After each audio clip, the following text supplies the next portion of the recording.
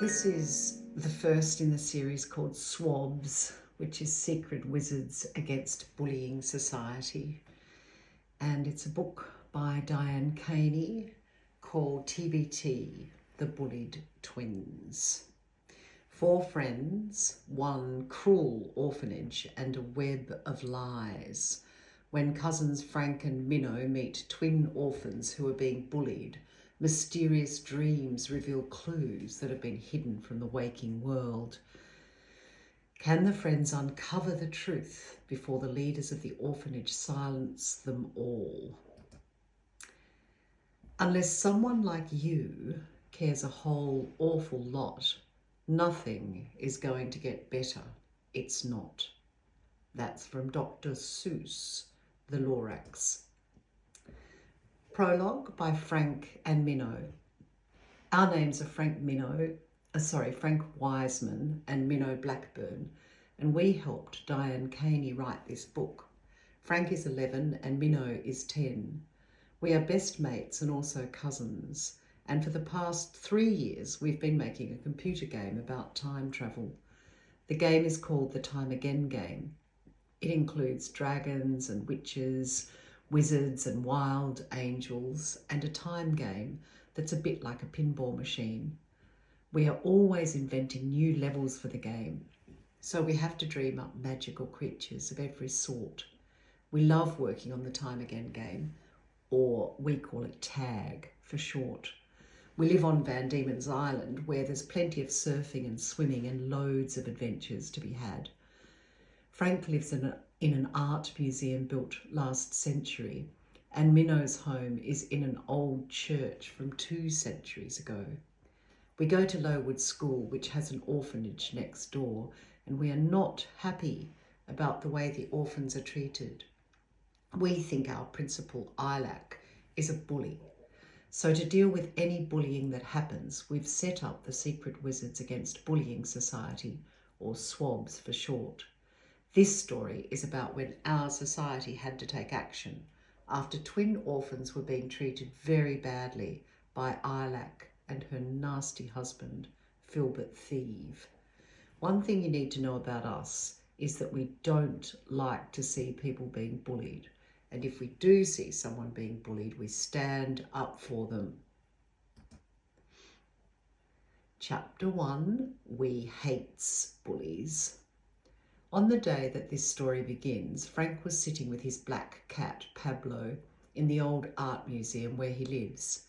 He and his cousin Minnow were typing messages to one another using the system in their computer game. Frank typed, "Our principal showed her true colours today. We need to have a SWABS meeting." When Frank's message arrived, Minnow was lying on beanbags behind the pulpit of the old church where she lives. It sits high up on a cliff overlooking the sea. "Oh no," she wrote back. "What did Ilac do?" "She was really mean to some of the orphans," replied Frank. "It was awful." "Definitely something the Secret Wizards need to discuss," wrote Minnow. "Ilac is vile," said Frank, typing back as fast as he could. "I hates her." "We both hates her," replied Minnow. "Don't we, my precious?" Minnow and Frank loved mimicking the way Gollum speaks in The Lord of the Rings. "We so hates bullies," typed Frank. "And to pick on orphans makes her the lowest bully of all," Minnow agreed, sending Frank a little video of Gollum wide-eyed and angry. Frank laughed. "I can't believe that Tolkien made Gollum so likeable and completely despicable at the same time," he typed. "How did he do that?" "Genius," replied Minnow. "Such a genius," typed Frank. "Hey, I'm a genius too. I've done a heap more coding for the game. Can't wait to show you." "Yes," replied Minnow. "I've done more drawings too. We need to add them in." "Excellent," messaged Frank. "I wish we had heaps of coders and artists to help us." "So much to do," agreed Minnow. "We'll get there," typed Frank. "We're wizards." "True wizards," said Minnow. "Plus, I'm loving AI." "Me too," said Frank. "It adds so much excellence." Minnow sent Frank a smiley face and an emoji she'd created out of a picture of her cat, Robot. "Meow," said Robot, gazing up at Minnow. "Yes, I know," replied Minnow, stroking Robot's smooth fur. "You'd like to draw and code, wouldn't you? But your job is to be my friend, and that makes you very important." Robot beamed at Minnow. "When can we have our SWABS meeting?" asked Frank, typing quickly. "Come here in the morning," typed Minnow. "We can meet behind the magic wishing chair. Mum and I have been making it really comfy. We've made some green curtains for trees and blue ones for the ocean, and I've added some red cushions for when we have explosions in the game." Minnow and her parents had converted the church's pulpit into a magic wishing chair. Minnow firmly believed that everything she wished for in that chair would come true if only she could wait long enough.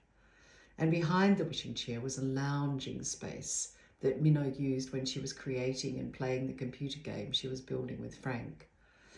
"Sounds good," replied Frank. "It will be," said Minnow, flicking her long brown plait down her back. Frank smiled to himself. He loved his wise little cousin, and he knew she loved him back. Together they'd been creating the Time Again game for the past 3 years, and for about 6 months they'd been able to access it online from anywhere. Coding was their favourite thing in the world, and they both loved drawing, so they did all their own artwork. Artificial intelligence had given them loads of ideas, and they loved using it.